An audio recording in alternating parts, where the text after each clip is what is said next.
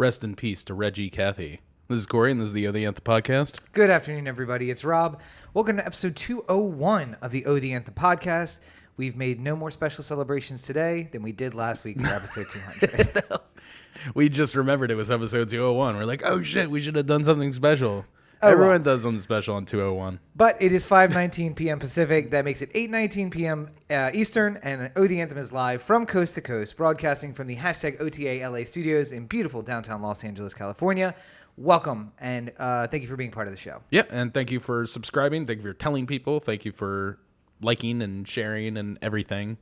Anything that you can do is greatly appreciated by the two of us. Absolutely, and because of course, all of our content or all of our context of how happy people are based off of social media likes. So yes, and our very soul is wrapped up in social media likes. And of course, if you want to follow us on social media, at O The Anthem on all your social networks, including Facebook, Instagram, Google Plus,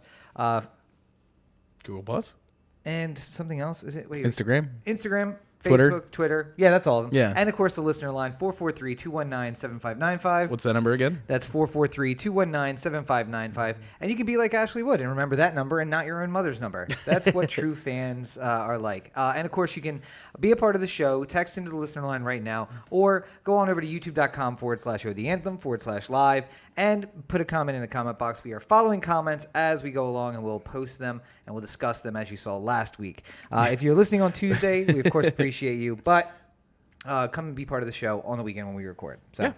And back for the first time in a long time on a weekend. We did a lot of OTA after darks there for a while. Yeah, it was. There was a lot of things happening that happened on like Sunday nights. Like we had the Super Bowl, and then we had the AFC, NFC championship games. Like we wanted to be able to like talk about these things. Yep, Golden Globes a couple weeks before that. Yeah. So a lot of stuff has happened, but we're back at our normal time on a Sunday afternoon, broadcasting to you on possibly the slowest news week of the Trump administration. I don't know. My only thought is that Americans just care so little about domestic violence that the stories that have come out about domestic violence were just like, okay, that's fine. I don't think it's that. I just think that I think it's weird because I was talking to you about like the media earlier and like the way that newspapers are operating now and online articles and stuff like that. But it does seem from what I've read this week about Rob, can't remember his last name, Porter. Sure. Yes, Rob Porter. Is that right? Porter. Yeah. Porter. Yeah, and the other guy too, who had to leave his job at the White House. By the way, good job on that guy who drops into coverage. Basically, he's just like, "Oh, you're leaving? I'm leaving too." But that guy's the bad guy. All right. I mean, like, what's bad is that like, or what's the problem is that so much of our society has been built off of the guilty until proven innocent. True. So you don't want to write the article about like Rob Porter beating every single one of his wives because then you might put out something that doesn't end up being true. Maybe he beat one of them and not the other. Right. And then you have these liable lawsuits, or is it no slander? Slander is spoken, libel is written. Okay, so libel. Yes. There we go. And then you get the pictures of both the wives' faces. Don't get me wrong. I'm not saying that he didn't do anything. Yeah. I'm just saying that the news organizations have to be careful to like just tiptoe on that line of here are the allegations, here's what we can report. And the only people that aren't. And then the people...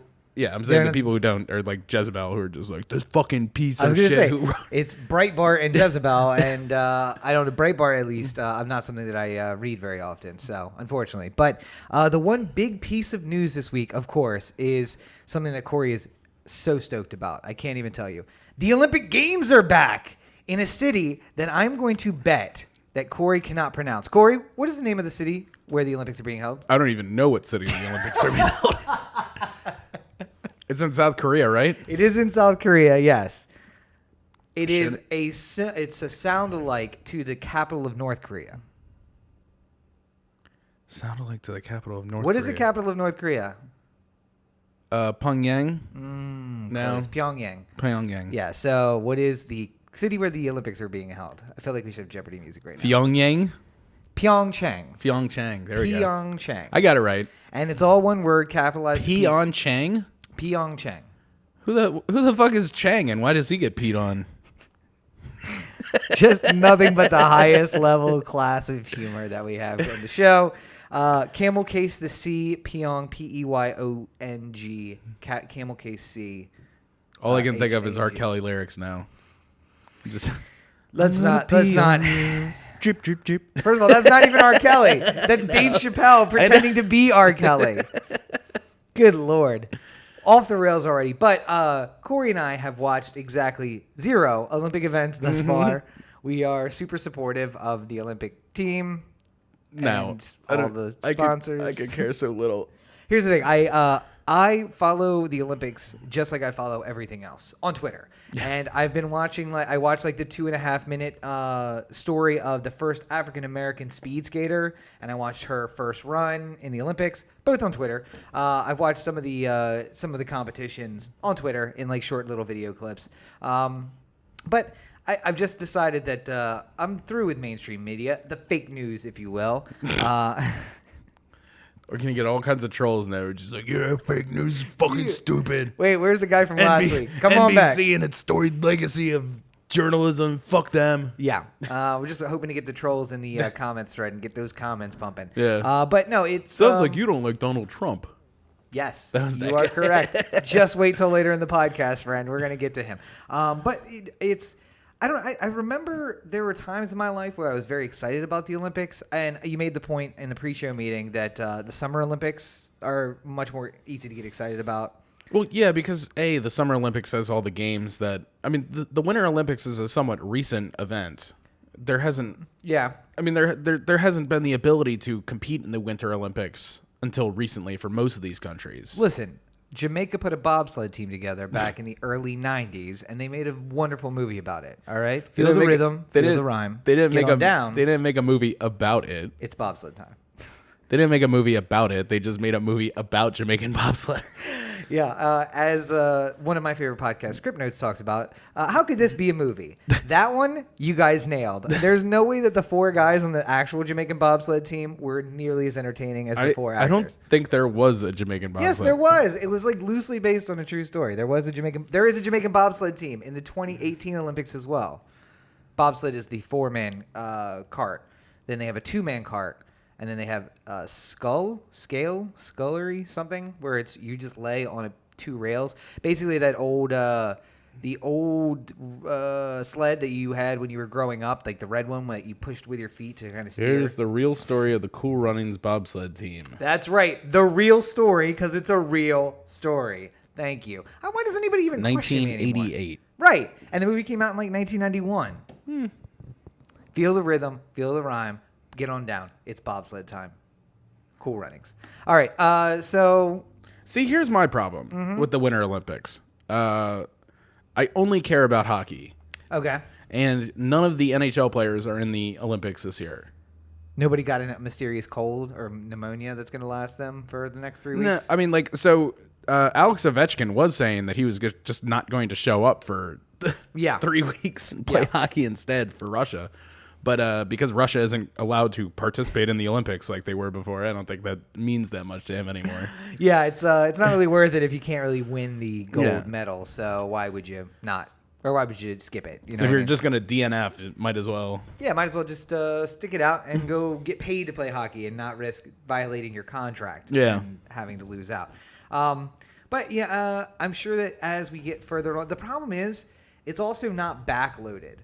It's not like all the preliminaries and then a week from now we can just watch gold medal game, gold medal game, gold medal race, gold medal race. That's what I want. I want a whole night of gold medals. Or, gold, silver, the competition where it decides the medal rounds. I really can't get into the early curling episodes where Scotland's curling team is just look like they picked it up over the summer and now they're coming in and playing. I don't want that. I want actual good competition. Let's leave it to the end. And so it should build regular sports seasons? Yeah, basically, and have everybody come in. And I get it that it's better for them to do hey, I have nothing for the first week, and then I have 4 days of competition, and then I'm done. Well, not only that, but some of these venues double up. True. So it used to be, let's just make an example. Maybe curling and hockey take place in the same arena. Yeah. They'd have to knock out curling early so that they can have the space for hockey when it comes time. Oh, I get it. I don't care how inconvenient it is. If we've learned one thing from the Brazilian Olympic Games, it's that any country can thrive when they get the Olympics, and they just build brand new venues for every single event. And obviously all those Here's venues, our new curling arena, our new $2.4 billion curling arena. and it will continue to be used. Suck on that, after. Jerry Jones. Long after the Olympic Games, it'll still be used because curling will just catch on in a place like Brazil or Pyeongchang, for that matter. Sure, it'll all catch on. But what we're looking forward to is the Summer Games of 2028. 26? Is it 26? I thought it was. Wait, no, because it'll be 2020, 2024. Talking about the LA Olympic Games? Yes, it's 2028. Why does anyone question me? When we're not here? Why wouldn't we be here? Because we're probably going to avoid the city just to avoid. No, I'm going to get VIP tickets to the games. Oh, are you? I'm going to Olympic Village. I'm going to meet all the athletes. Unlike Mike Pence, who can't seem to get anybody to want to meet him, unfortunately. By the way, I don't even know what he's done. It's 2028, yes. Why do you question me? I don't know any of the athletes or what they do or if they've won any medals, but a gold medal in my heart goes to Mark Rippon. Yes. I thought you were about to do your impression, and I was going to have to do a spoiler warning for people who haven't watched Queer Eye. Hashtag socially acceptable homophobia. Yeah, go ahead. No, you're not going to do it? No. Okay, all right. Corey was doing a spot-on impression of Mike Rippon earlier, who we've never heard speak ever once. But I do have to say that, like, a lifetime of bigotry and hating gay people comes back despite you. And now he's like the pretty girl at the party that there's the one guy who's not going to talk to her. And so she's going to obsess about why that one guy won't talk to her. That's where we are with Mike Pence and Rippon right now. Okay. For a second there, I thought you were talking about me and Mark Rippon. I was just like, what did I do? Mark Pence and him. Mike Pence. Mike Pence. Mike is just like, no, so you want to meet? And he's like, no. He's like, wait, what? Why wouldn't you want to meet with me? Don't you know I'm the vice president? Seriously, come and meet with me. No, I'm okay. I'm good. All right, listen, seriously, I don't want to make a big deal about this, but just come and meet with me. No, I'm good, thanks. I would like, if nothing more than if Mike Pence becomes like the first version of the vice president who is just like completely laughed upon. Yeah. Like the vice president has always been sort of a joke. No, that's not true. Al Gore made it an actual position. No, but I'm saying, like, as far as like Dick Cheney ran the country from that. The idea for so much of the vice presidency has been you're just there in case the president dies to take over. This is a simpleton's American history. I feel like this is drunk history, but without the alcohol. Come on. No, explain to me how it's a job that has no real purpose. Look, because many people said I'd rather not be in politics than be vice president because that's where you go to die as a politician. It can be, but that doesn't mean that you can't turn it into a real job, like Al Gore did, like Dick Cheney I understand did. that they have things that they do, and they are technically president of the Senate or the Senate. Yes, got it the first time. Good. I almost corrected myself incorrectly.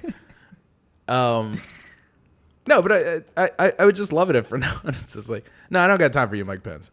Just like everybody. I'm the vice president. Yeah, I know exactly. That's why I don't have time for you. Yeah. Get me the president, and then maybe I'll talk to him. But I don't got time for vices. To be fair, do you think that anyone would really want to meet with Trump? Yeah. No. I think half the Eagles or the whole team of the Eagles are not going, even though they won the Super Bowl. They're not going to meet with the President Trump. So see, I would not want to meet with President Trump, but the only reason why is because I wouldn't want to be behind him when he says something. Yeah.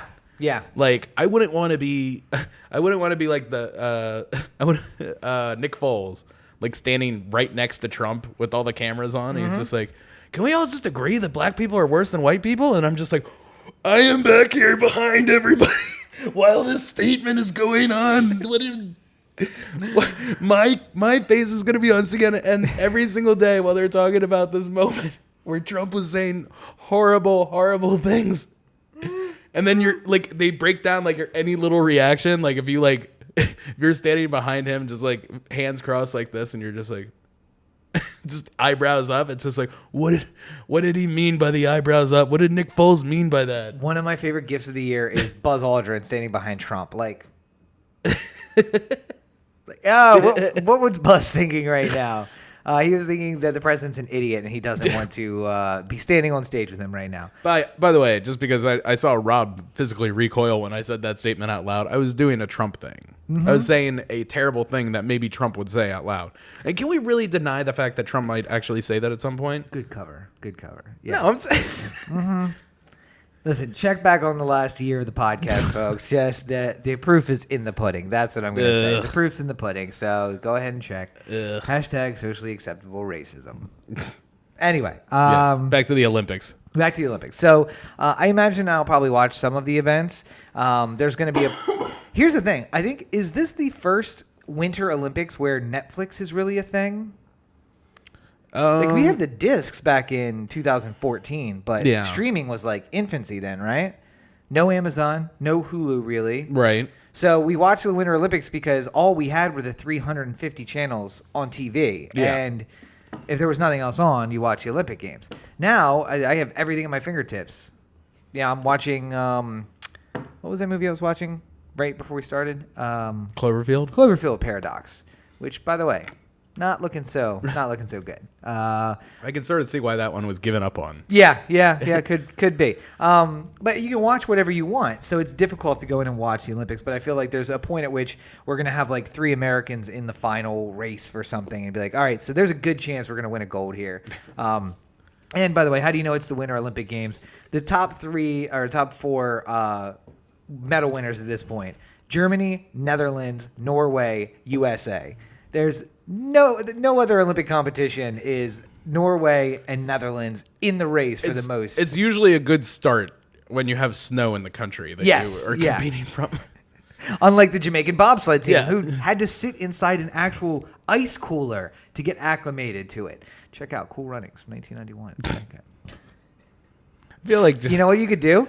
You could grab that DVD on Amazon by clicking through the Amazon link there we at go. OTheAnthem.com. There we go. This whole time you talking about Cool Runnings reminded me of like when in 500 Days of Summer she writes Summer puts a Belle and Sebastian quote in, and it was just like the regional uptick in sales of their album confuse industry leaders to this day, where the bunch of people in a conference room like looking at it like, what?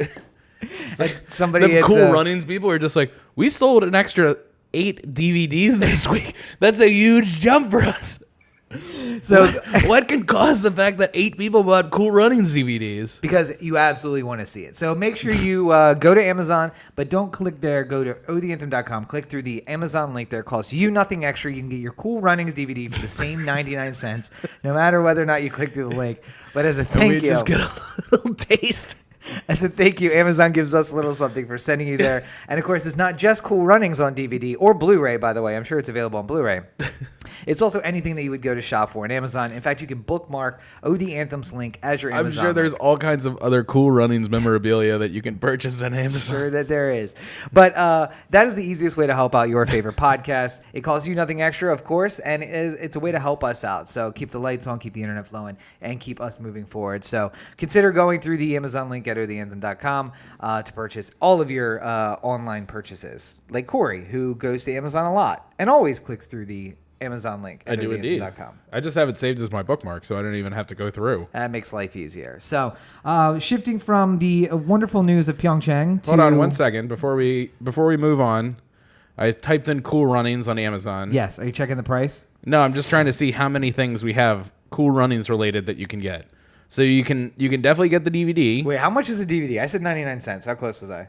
$5.64. Not too bad. $5.64 for a brand new DVD. Or you could rent it from Prime for $2.99. There you go. You can get a Cool Running 3 Musketeers pack that includes both those movies. That's only $13.99. 3 Musketeers, as in the movie about the guys with the swords. Mm-hmm. I don't really see how those blend together. They were both Disney flicks. Oh, okay.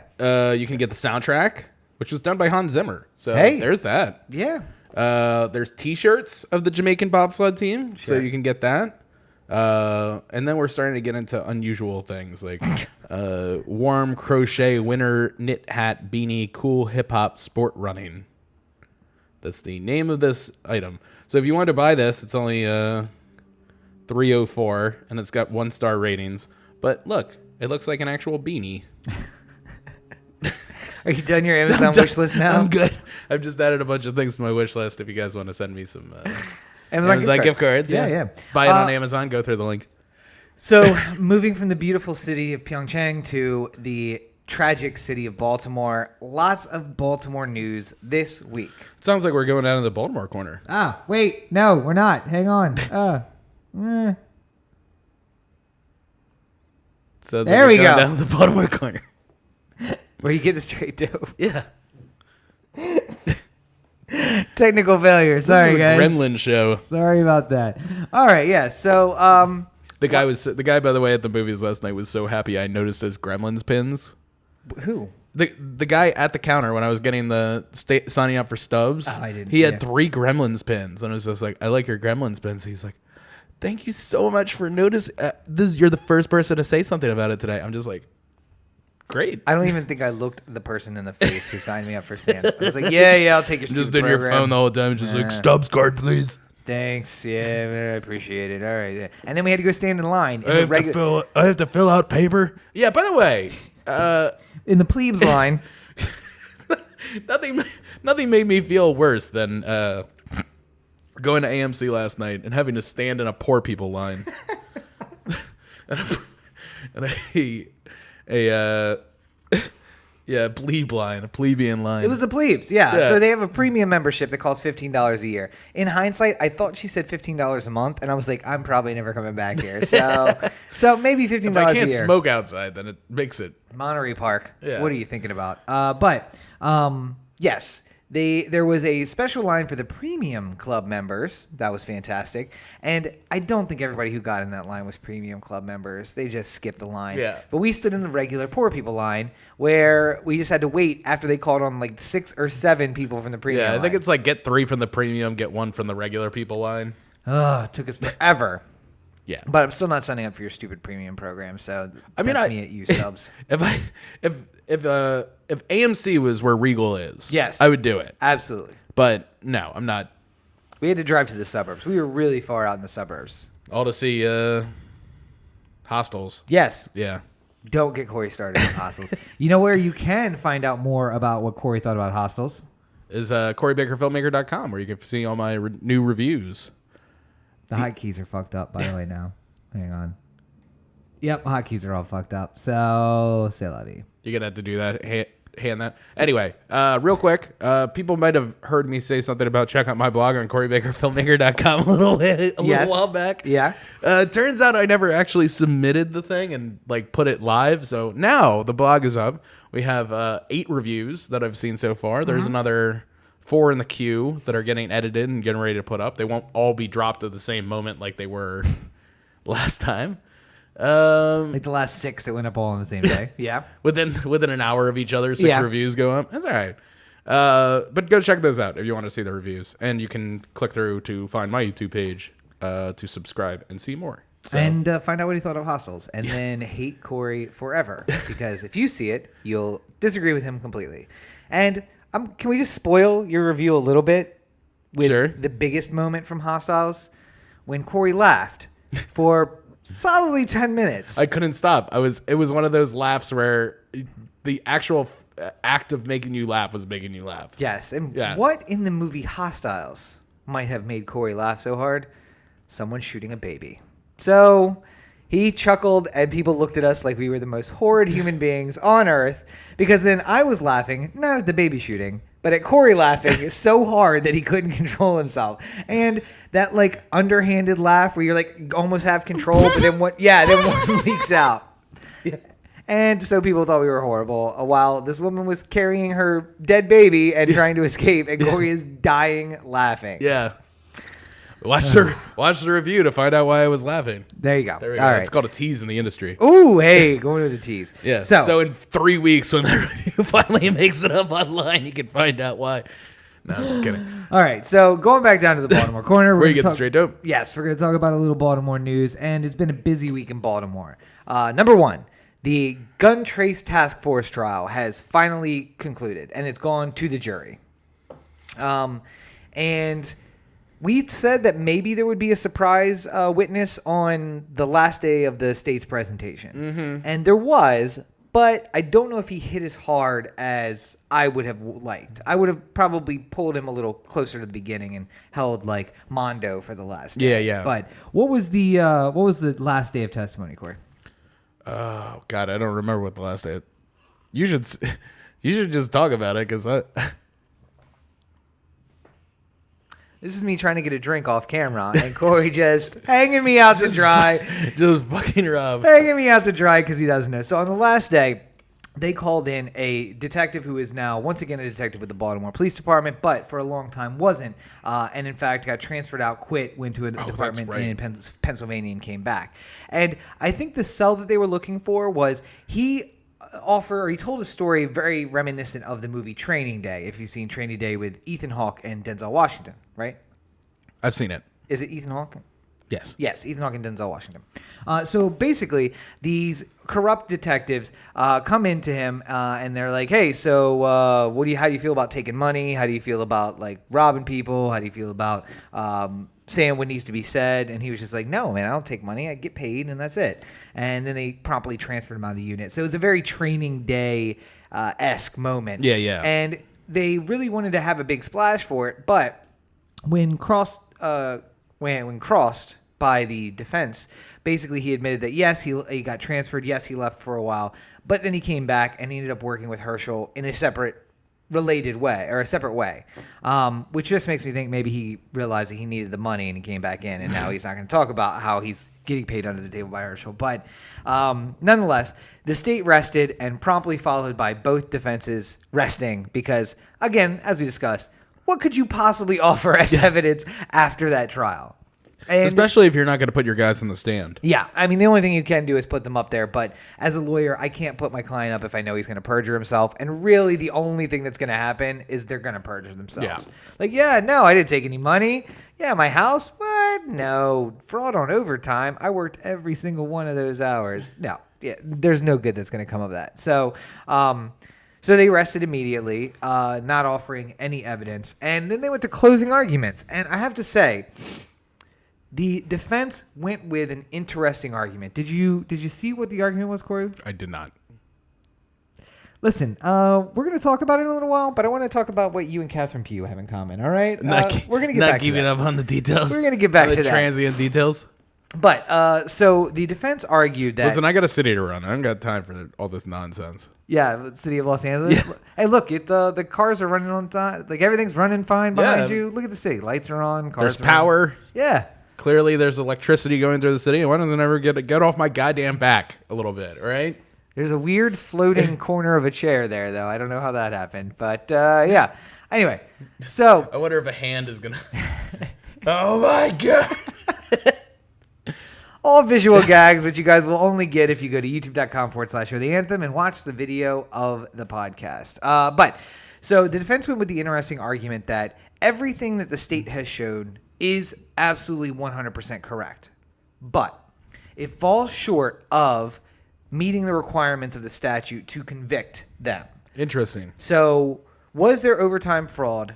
Perhaps. But if everyone is in fact doing it, and if the higher-ups know that it's being done, then it's not fraud under the statute because they are not breaking policy.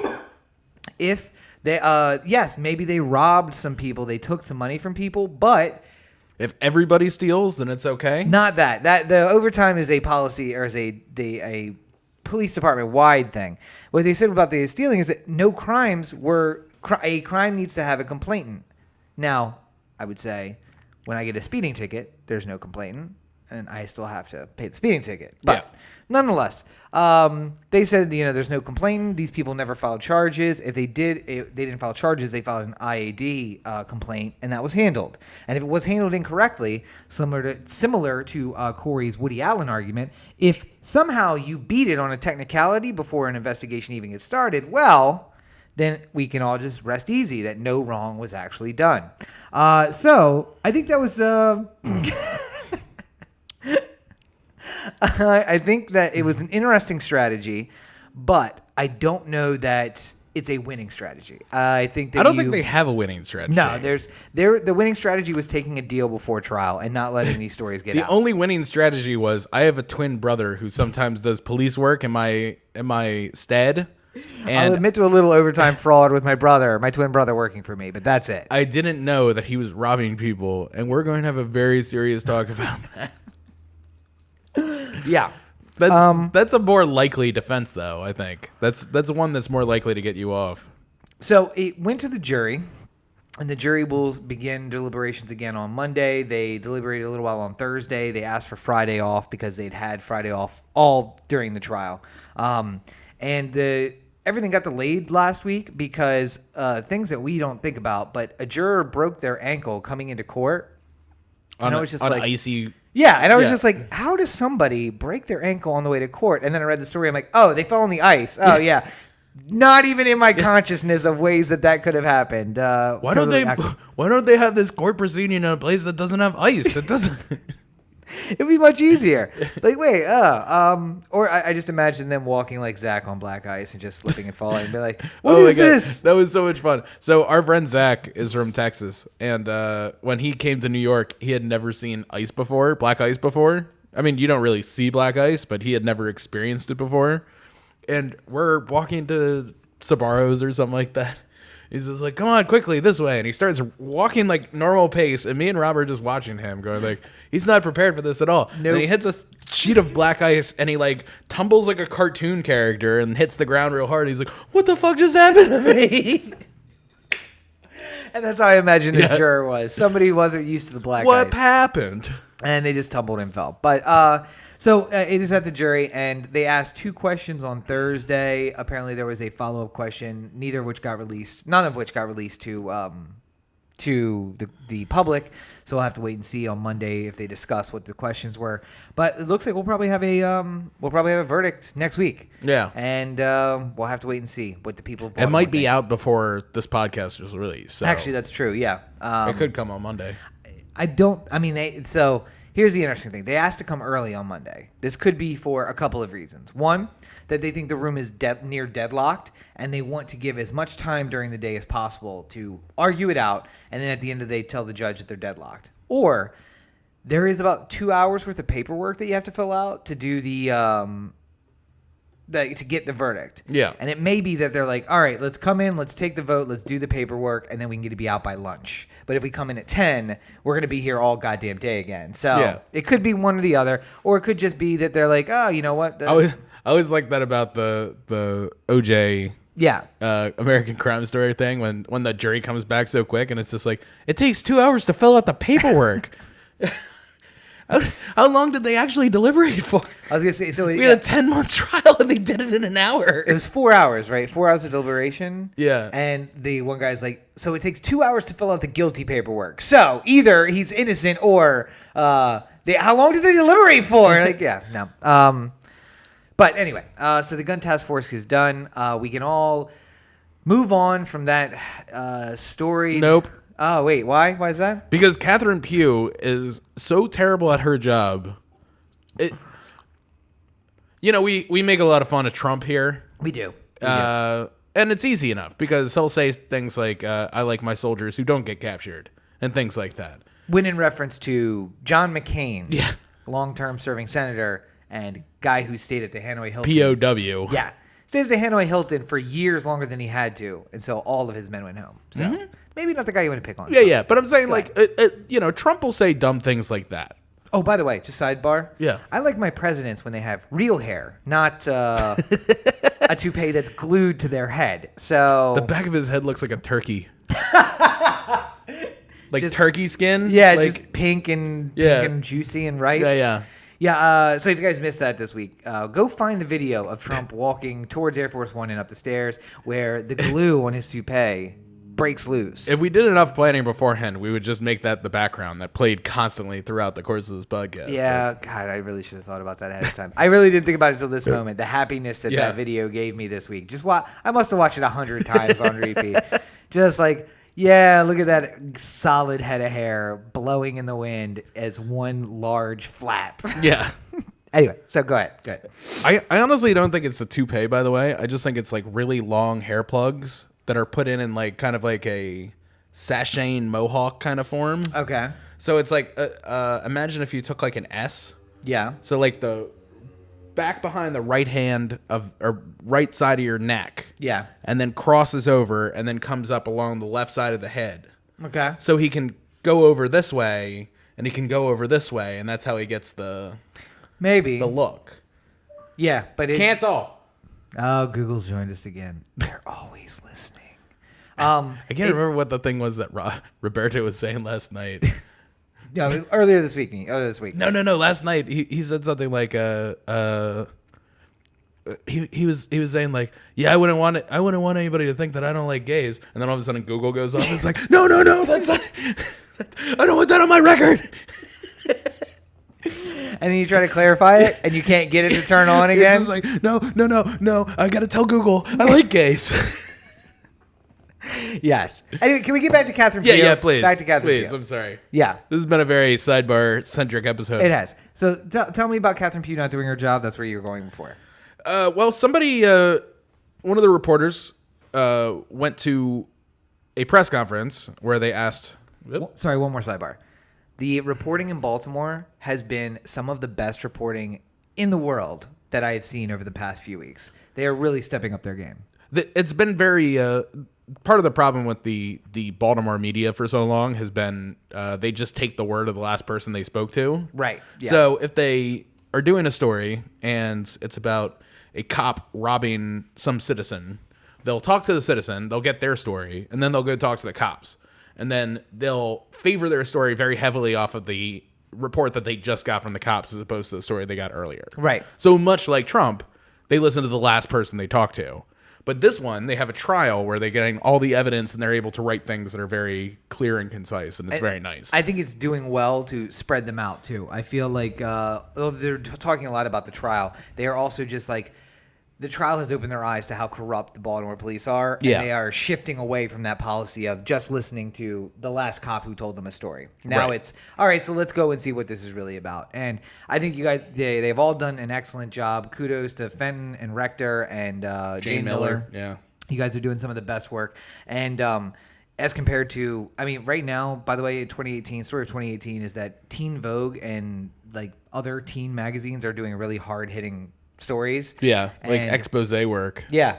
Who would have ever thought? But welcome back to the big leagues. And I'm very excited about the LA Times being sold to somebody who's going to actually use it as a newspaper. Did you read the again, sidebar on sidebar? Yeah. Did you read the article that the New York Times put out about the LA Times being a hack paper essentially? No. So the New York Times wrote a story going like, we shouldn't be surprised that LA hasn't been able to develop itself as a city properly because they've never had a good newspaper. Okay. And it's just like, interesting. Sure. Yeah. Weird. Not the fact that it's this huge fucking place with so many different fucking people in it. Like, it's just like, it's really surprising the world hasn't come together as more cohesive unit. It's probably because the Daily Planet hasn't been doing a very good job. No. We have fucking a million different types of people here. 8 million people, 16 in the Metroplex, all spread out across 40 miles? Yeah. 3 times as much as New York. Yeah. Easily 3 times as much. Anyway, screw you, New York Times. But the LA Times got sold. I did read the letter. And also big up on New York Times for writing the article about the Baltimore police corruption. Yes. Yeah. Well, at least somebody else is paying attention. Well, calling it the biggest police corruption scandal in history. Yeah. And by the way, it's not just Baltimore. It's everywhere. So check in with your local paper and ask why they aren't investigating your police department to find out about Just that. because your police department doesn't have a gun trace task force doesn't mean it doesn't have cops that aren't doing the same exact thing. Or, all cops are doing that. So, except for maybe the one cop who said no and then probably said yes later. Suter. Yeah. Except for Suter. Except for Suter. You proud patriotic American. By the way, we can basically, I know we talked about this last week, but we can basically confirm after all the testimony in the GTTF task force or the GTTF trial that they definitely killed Suter. Yeah. They definitely murdered him. But I get my odds are on the bail bondsman. I think that's the guy who did it. Well, you know who why I think more and more that Suter got killed by the police? Is there better than 100%? I thought you were pretty much 100% before. Pretty much 100%. Yeah. But this, I mean, if you're talking about in realistic terms, it was probably like a 98.6 or something like that. But like this moves it up from like a 98.6 to like a 99 straight. Was when they were starting to throw dirt on Suter's grave from the stand, where it's just like, well, he did this shit too. He stole from people all the time as well. Yeah. It's like that seems like you're just trying to muddy up the Suter waters so that it doesn't seem like murdering him was such a big deal. Yeah, you know what else he did? He felt bad. He felt guilty for what he did and scheduled a deposition in front of the grand jury. And then he didn't make that deposition. So somebody had to go with it. So let's get back on top. Back on topic. So task force closed out. Trial, we'll wait and see. Catherine Pugh is a bit of a coward and can't do her job. Catherine Pugh was asked at a news conference if she's been following the trial, which is an easy enough question to answer. Yeah. But she fucked it up and said, no, I don't have time. I'm running a city. And somebody was like, "What? So you're not reading?" And it's like, I don't have time to sit in the courtroom all day. I don't have time to read all your articles. And somebody was like, "Are you getting briefed on it?" And she's like, "No." Yeah. And then after, By the way, and she's had 2 press conferences about the police while the trial is ongoing. Yeah. And she just can't be briefed about things that are going on with the police. she went to the gun and badge ceremony of a bunch of police officers graduating from the academy who didn't have proper legal training. Yeah. And didn't feel the need to say anything about it. Welcome to the latest episode of What the Fuck Does It All Matter? Here we are. So that happened, and then I think somebody who gets paid way too much money to write up press statements came to Catherine Pugh and said, "You got to get on top of this because it's getting a little out of hand." Yeah. At which point she put out a statement going, "Listen, obviously I'm being briefed on it. I know what's going on.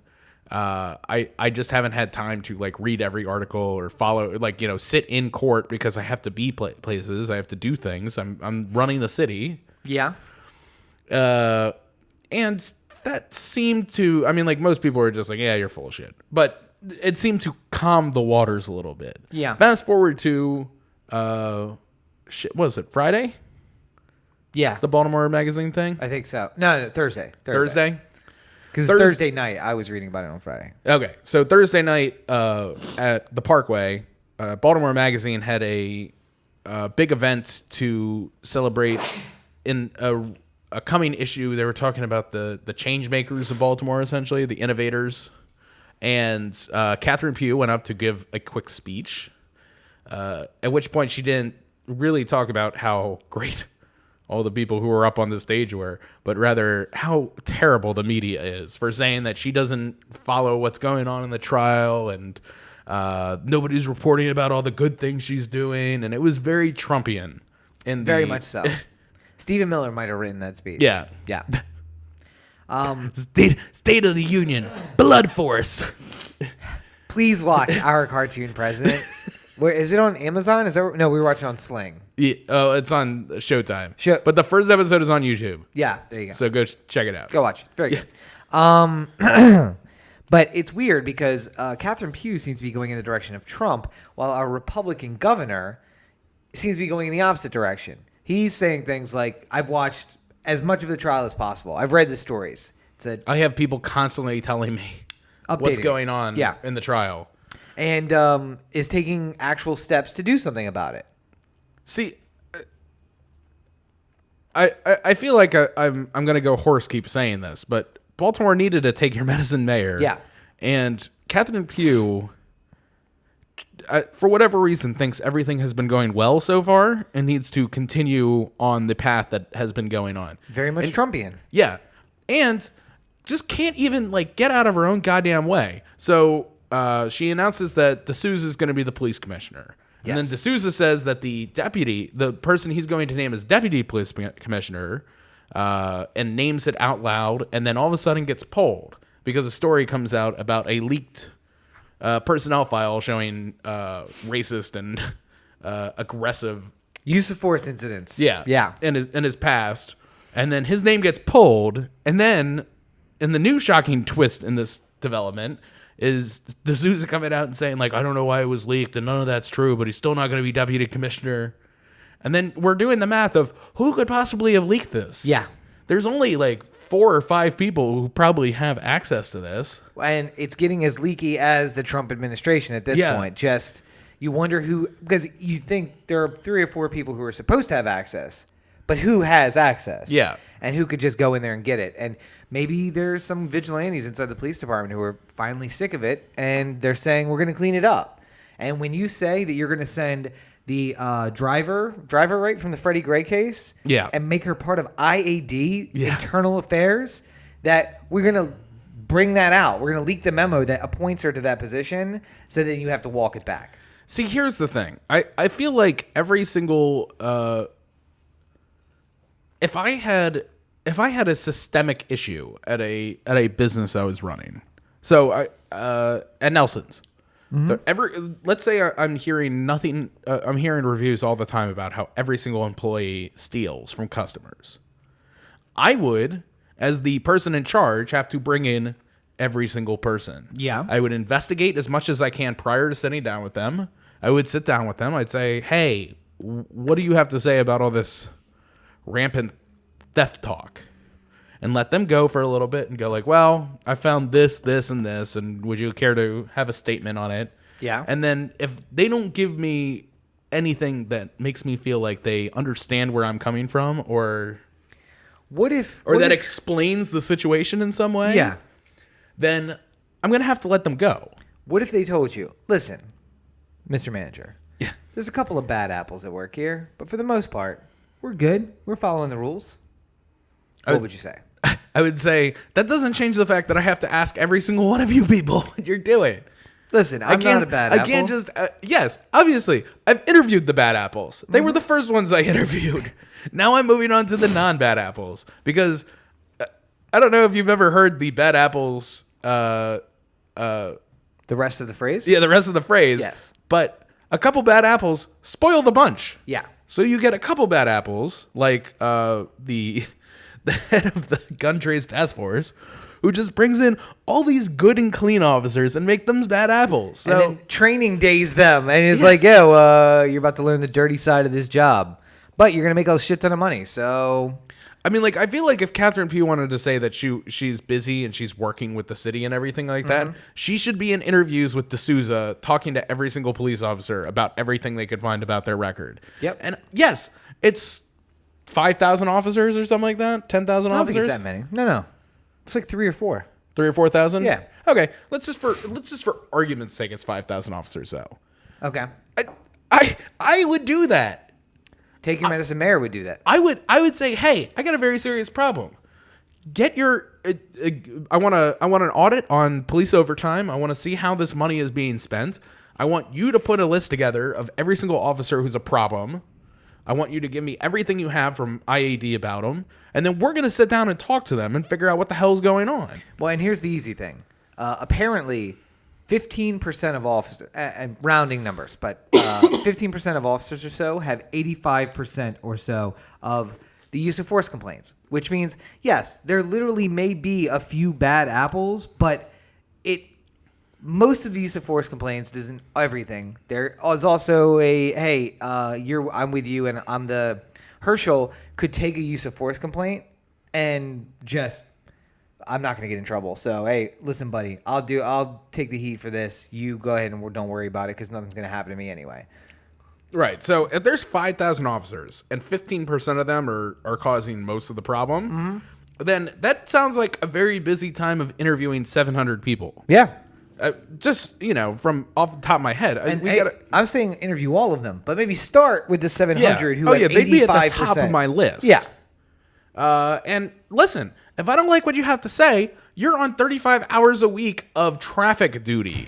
You are standing in the middle of the road with white gloves directing people which way to go. There's something worse than traffic duty. Put them on a boat. Or evidence control. No, put them on a boat. Can't rob in the boat. Are you missing my McNulty reference? Yeah. Like, where would you least like to go? Yeah. The boat. Don't put me on the boat. No, Yeah. Put them all on the boat. Actually, I wouldn't want them in evidence control either. Not That evidence would control. just get worse. Yeah, cocaine just starts disappearing out of the evidence room. And all of a sudden That's we're really flooded with weird. it. I turned in a kilo and now it's half a kilo. What? No, I think you're wrong. I think the paperwork. I think you just fucked up your paperwork. Yeah, that's It sounds like John fucking up his paperwork again. Yeah, of course. Cop humor. Rabble cop humor. Anyway, so Yeah. one thing we didn't talk about, but I do want to bring up is that the Corinne Gaines trial the civil trial is going on in Baltimore County. Yeah. If you remember this case, this is where a mother and her son barricaded themselves inside their apartment in Baltimore County, and Facebook Live, the police, basically the SWAT team at her door, trying to negotiate with her, and her son came back in from the kitchen just when the police kicked the door open, shot his mother in front of him, and then shot him as well. And then the police, because clearly Baltimore County is not Baltimore City. Yeah. Just so it's clear, 2 different police departments. The police department lied and said that mom shot her own child, trying to kill him before the police came in. Later, we found out that no, the police shot both of them. And he very clearly recollects who shot him.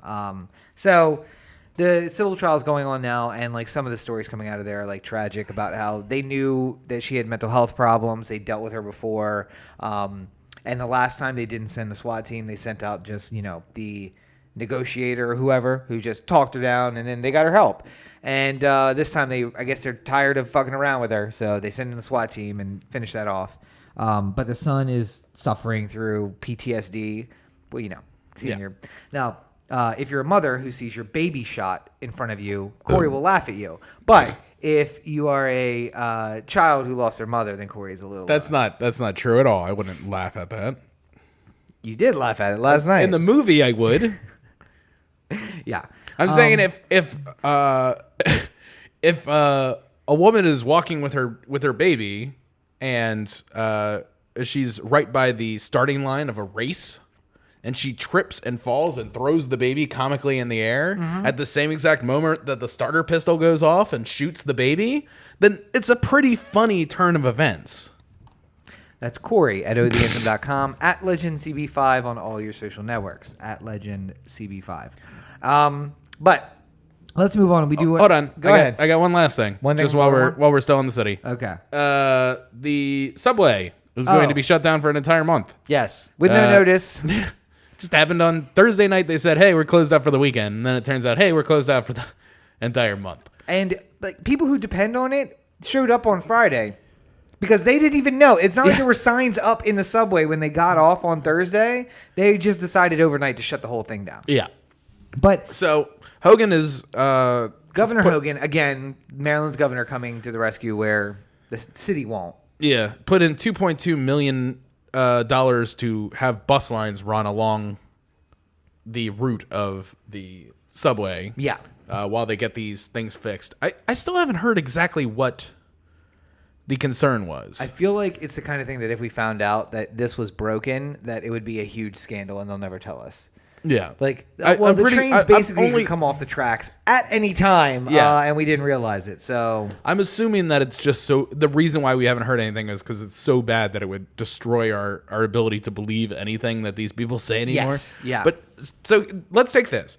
Catherine Pugh has no handle on the biggest police corruption scandal in the history of America. Yeah. She has no time to spend trying to fix that issue. She supports the police department and the FOP. Yeah. As is. She is completely... The subway closing down probably came with a note from some engineer a month ago that said, if you don't shut this thing down immediately, somebody might die. Yes. And then she sat on that for probably a month. So I'm sure we're going to hear that one. Yep. And then she's making fun of the media for the fact that she can't do her job. So basically what I'm going to say right now to Catherine Pugh is the same thing I've said before in many different ways. And I'm going to reiterate it for the record. You are a goddamn coward. A fucking coward. Because if you really cared about making things better, you'd roll up your sleeves and you'd get dirty and you'd make things work. But instead, you're just sitting in your goddamn ivory tower, building a fucking TV studio in a conference room, acting like nothing is wrong when everything is on fire.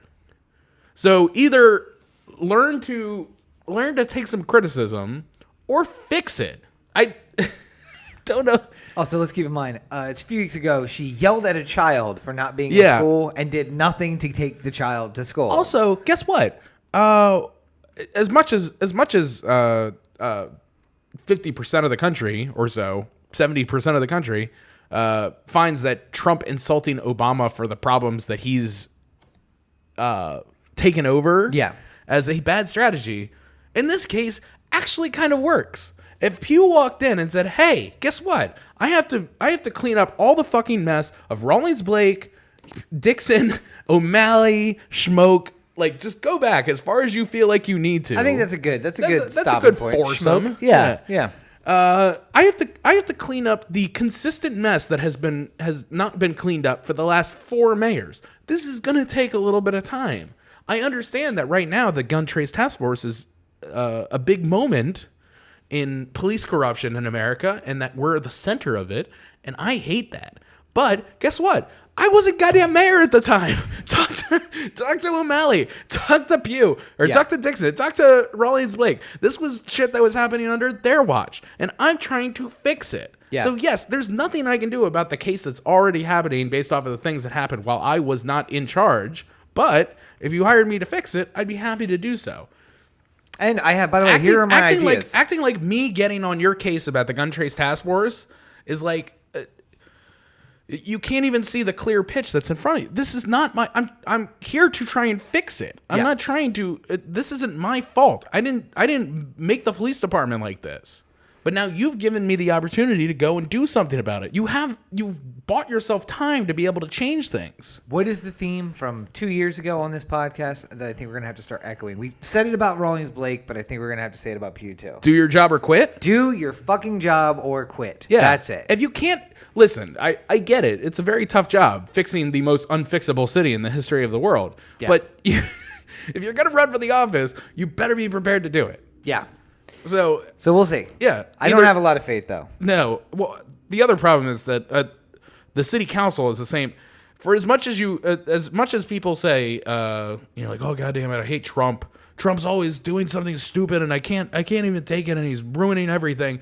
Trump doesn't run the government. No. Trump is 1/3 of what makes the government run. The other 2/3 have been pretty much the same people for the last 20 years. Because it's not the problem of my congressman. It's everyone else's congressman that's the problem. Stop voting your congressman in. Yeah. Let my congressman run stuff. Like, how many weeks ago did I get on Pelosi's case? It was every week for the last 5 weeks. It was the shutdown. It's 3 weeks ago. Yeah, 3 weeks ago. I got on Pelosi's case. And since then, Pelosi has broken the record for longest speech in Congress. Yeah, I tried to figure out why. How could she do that? Because they're limited in time in the House. I don't remember exactly how she did it. And to be honest, it felt like such a... I heard a lot about it on Twitter. Yeah. I heard almost none of... I didn't even know it was happening until I tuned into Twitter, and it's just like, Nancy Pelosi is in hour 6. I'm just like, I've had CNN all day. I haven't seen it. Like... That's why you need to get your news from Twitter, because CNN is running the same story over and over and over and over all day. But then take this. So if I'm not... I can have serious problems with Pelosi and like the fact that she stood up for Dreamers at the same exact point. When it comes down to it, you have to figure out whether this person is good or bad for what you're trying to do personally. Mm-hmm. If you want safer streets, or you want free healthcare, or you want Wall Street executives to go to jail for malfeasance, then you have to vote for people who are going to do these things that are important to you. And just because... why did I forget her name already? Pelosi. Just because Pelosi makes a big speech doesn't mean that everything is forgiven in Pelosi world. I could still hate her for the other things and applaud her for this. Right. So it's all about the grand scheme of what's going on here. If you're not gonna do it, if you don't do your job, then quit. That's exactly the point. And staying on that, let's talk a little bit about national politics. We have only a couple minutes left here, but 3 weeks ago we were talking shit about Nancy Pelosi because of the government shutdown that was pending, and we came forward on the cliff again. I don't know if it actually technically shut down for a few hours overnight. I think so. I mean, I think that it shut down when there wasn't any money that was actually moving. Yeah. So I mean, like when it shut down over the weekend, there wasn't a lot of things. You know, it's not like people were getting paid for work on the weekends. Right. So it's not like we lost out on a lot of things. The same thing happened because I think they did shut it down for a couple hours overnight before they got the... Well, because like Rand Paul was holding things hostage for a little while. So I mean, like 2 or 3 o'clock in the morning, they finally came to a deal. But Rand Paul, the guy who voted with a $1.7 trillion tax giveaway to richest people all of a sudden finds his fucking spine when it comes to balancing a budget. Yeah. You voted for the thing that throws the budget out of whack for the next, 20 years. More than that. But let's make sure we get this budget situation under control. And by the way, let's not impact the military 1 cent. In fact, let's make it the largest military spending in the last decade or two. I really, I've been thinking about this a little bit recently on sort of a side note. Mm-hmm. How lucky as a country are we that the Silicon Valley boom happened when it did? Okay. Because it was able to take us from sort of the Reagan. So Reagan really fucked up our deficit. Yeah. And then Bush was trying to fix it without raising taxes, but then had to raise taxes because the deficit was so out of control. Yeah. And then Clinton comes into office and is blessed by the wonderfulness of a new form of business. Yep. The internet just popped off. And it goes crazy and makes tons of money for everybody, gets us out of the deficit that we're in, gives us an actual budget surplus for the first time in ever. Now, It happened in the 60s, right? Yeah, they balanced the budget for a little bit. But the other thing is we calculate the budget differently now. So, yes, the budget was balanced, but not really because this doesn't count towards it and this doesn't count towards it. You're not really counting the money that's being loaned to other international countries as much as now and stuff like that. We borrow money from the Social Security Trust Fund, and obviously that wasn't a thing before the 30s, and the Medicare Trust Fund wasn't a thing before the 60s, so it's interesting accounting to come up with the budget number. But nonetheless, yeah. Right, but we eventually got to a surplus. But because an entire new industry was born almost overnight. And it feels like everybody's just waiting for this, oh, well, this could happen again. We could just have this game-changing innovation that happens and makes everybody rich all at the same time and fixes our deficit problems. But that happened once. Yeah, and if it hadn't happened, we would be in the 20 or 30 of trillion of debt. We'd be so fucked right now if it wasn't for the internet. So fucked. I mean, well, so would we, because we wouldn't be able to broadcast out our show to everybody. Anywho, back to yet another sidebar. Yes, but they they did fully fund the government. I didn't even look at the deal. As soon as I saw that Rand Paul was holding it up, I'm like, all right, this is all some bullshit. So the broad strokes are we're definitely getting a Dreamer vote. Maybe. The vote wasn't held before the budget bill, and this one's good for 2 years. So hopefully sometime but in the next 2 years. By the way, House Democrats and Senate Democrats, you have exactly 1 month before ICE just starts randomly picking up people. So, by the way, they've already started doing that. Yeah, anytime you want to get on it, feel free. Military veteran, 2 tours in Afghanistan, 1 tour in Iraq, 2 children who are U.S. citizens. Deported. Yeah. What does this guy have to fucking do? There is another Army vet who has a child who has cancer. Oh, yes. Who was just sent back, too. Yeah. Did you see the Jimmy Kimmel bit where he had Dreamers and 8 Trump people in a room together? No. And he was just he thought this would be some big moment where they meet somebody who was Of course not. Trump people are stupid. There was one woman who was just I really hope there's some sort of way that we can figure out some way to let you stay. But everybody else was just a law's a law. I don't know what you want me to tell you. Man. But here's the other problem is that it's easy to say you one immigrant, you deserve to stay. And it's easy for us to say, Iraq vet, Afghanistan vet, kid with brain cancer. Yeah. Or the person I know. The person I know. Rob shouldn't spend time in jail for racketeering because I know him and I know that he's not as bad as the charge that you brought against him. I am too poor to be guilty of racketeering. But my friends shouldn't be guilty of this thing because they could never do that. Yeah. But in the end, here's the thing: we got to come up with a final solution. Final solution? That sounds bad. Well, I'm saying final solution because ICE is basically the Gestapo, and I think we should put them all in gas chambers and gas them all with Zyklon B because fuck those guys, honestly.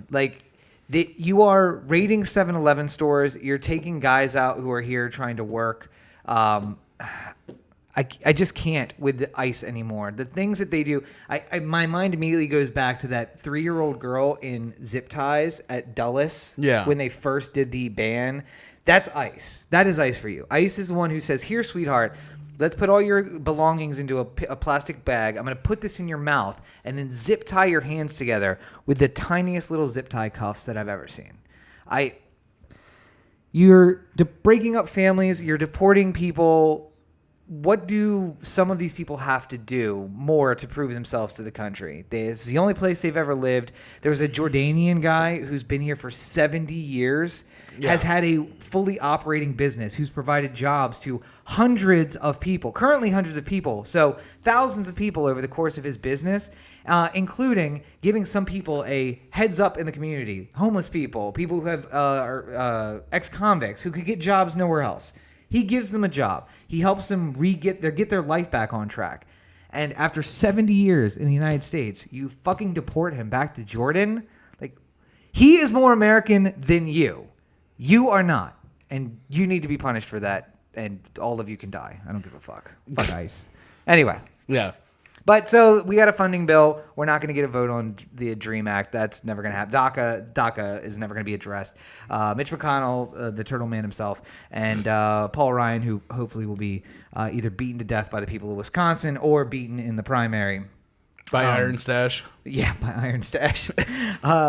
Well, they'll never hold a vote. And as Corey said in the opening of this section, the Republicans got everything they wanted. The Democrats got nothing but promises. And once again, they rolled over and had their belly rubbed. And something we found out about yesterday. They got jerked off.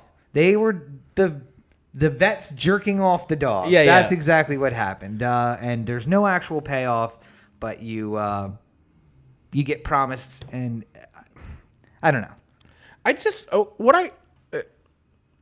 The problem is that Democrats who actually stand up are the ones that are hated the most. Yeah. Like Kamala Harris. See, I don't know if Kamala. I don't know if Kamala is the one I would go to. I would say Hillary. Oh, Hillary, hold on. Hold up. I'm just going to put it on me. Just make me think about this. there you go. All right. So, for as much as Hillary has done damage to many of the institutions that we hold dear, she has also decided to make big public statements about things that she felt was important and decide to fight these things. And the problem is that her involvement in any issue makes it harder for the Democrats to win. Yeah. That was part of the problem. But part of that is because she is actually one of the only people who would actually ever stand up for her. I mean, we still got some of these people now. Kamala Harris is definitely one. Elizabeth Warren is definitely one. Bernie Sanders is definitely one. Yeah. Cory Booker is definitely one. Basically, anybody who thinks they're going to run for president in the next 8 years. There it is. Yeah. Is one of those people who's actually found a spine somehow. But we need more of this from rank and file Democrats. We need less belly rubs and jerk offs. And listen, people of Northern California, please stop voting for Nancy Pelosi. Just don't send her back. Or people in California in general. How about we stop with the Feinstein stuff? Yes, that as well. And again, sidebar again. Democrats in California. I know that you seem to like Gavin Newsom all right. Yeah. You seem to like Antonio Villaraigosa all right. But neither one of these guys are on the level of governor of the 6th largest economy in the world. Yeah. So just let's just do it just to make it easier for the Democrats in California. Let's just imagine for a second that there was an imaginary election between Justin Trudeau and Antonio Villaraigosa. Yeah. Who would you vote for? Oh, Trudeau in a landslide, right? Because he's so good and so great. Let's find somebody on that level. Yeah, because he is running something like... Let's not just settle for something. To be fair, Justin Trudeau only has to run like the 11th largest economy in the I know. world. So, you know. Let's find if you're really serious about it, if you're really like somebody like this Trudeau guy, let's not just let any old person. Yeah, just because Gavin Newsom has been the lieutenant governor of California and mayor of San Francisco doesn't mean that he's capable of doing this job. So let's just get a better list of people, please.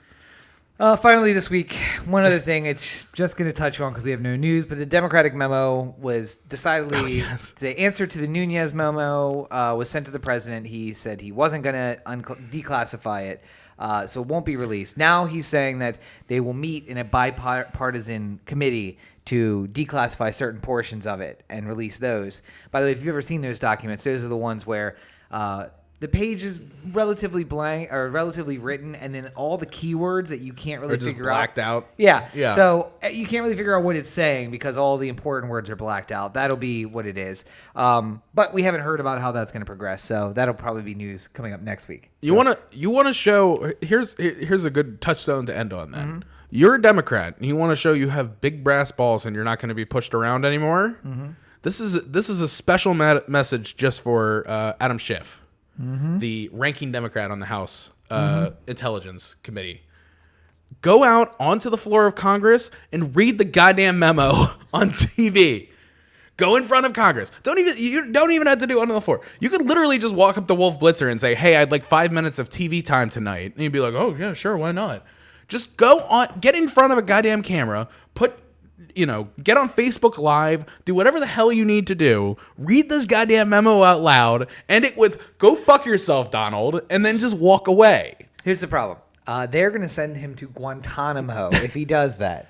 Under the NDAA, he then becomes an enemy combatant for leaking national secrets. So they can send him to Guantanamo. Let's see how long this story lasts. Let's see how long. I'm just saying. Listen, Adam. They released the Republican memo sight unseen. Yeah. Despite the fact that many people brought up the fact that there were grave security concerns in it. Yes. Okay, fine. You don't want to release the Democratic memo because fuck Democrats. Mm-hmm. Schiff, I'm sure if there's something in there that that's not supposed to get out. Yeah. That Schiff knows how to edit himself appropriately. So, like, let's say somewhere in the Democratic memo it said that the reason why the FBI has been so corrupt is because Osama bin Laden has been secretly running it for the last 8 years. He's broken in, he put on a James Comey outfit, and he's been running the FBI. Yeah, I mean, they're both tall guys. Yeah, I mean, it makes sense. Yeah. But I'm saying this is the type of information that would shatter the very fabric of America. So maybe we can't edit that out. We can't say that part out loud. So just don't read that part. Read everything else that anybody who casually understands the news would be able to follow along with.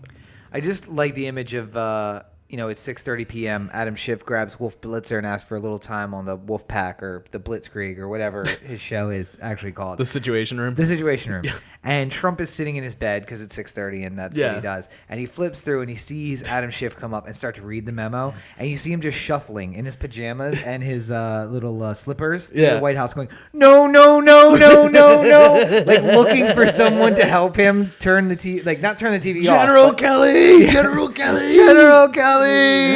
He's reading the memo! Hair blowing in the wind. The one flap just like goddamn Sonic blowing by. Yes, exactly. Exactly right. That's the only thing about that makes me smile. Yeah. So think about that, Adam Schiff, and then whether or not Guantanamo is that bad of a place. Hey, the weather's nice in Cuba. Or why don't we just gotta leak it. Just give it to Just leak it. Just give it to Jake Tapper and just let him go at it. Because I mean, there's no reason. If there's something serious in this memo that would put American lives in danger, then I understand the need to edit that bit out. I'm not saying because we haven't read the Democratic memo, we have no idea what's in it. Yeah. So if something like that is in it, just don't read it. Otherwise, just give it to fucking Jake Tapper. Put it in an envelope, strap it to a pigeon, send it to CNN, and just wait for it to break. And just wait and watch the news. Yeah, just sit back, just watch breaking news all day until eventually your thing is actually on TV. Yeah. Breaking news, grass is green. Oh my God, CNN. You're right on top of it. All right, well, you know where else you can find news that will endanger American lives? OTheAnthem.com or at OTheAnthem.com or The Anthem on Facebook, Twitter, Instagram, and the listener line 443-219-7595. What's that number again? 443-219-7595. Oh, and one more week. All right. And you can find more of me at CoreyBakerFilmmaker.com, including the Facebook page at Corey Baker Film and my Twitter, Instagram, Snapchat at LegendCB5. Check out the reviews. They're all up right now except for the ones that I've just done and recorded and need to edit. Those can be found on my YouTube page, and you can find those through CoreyBakerFilmmaker.com.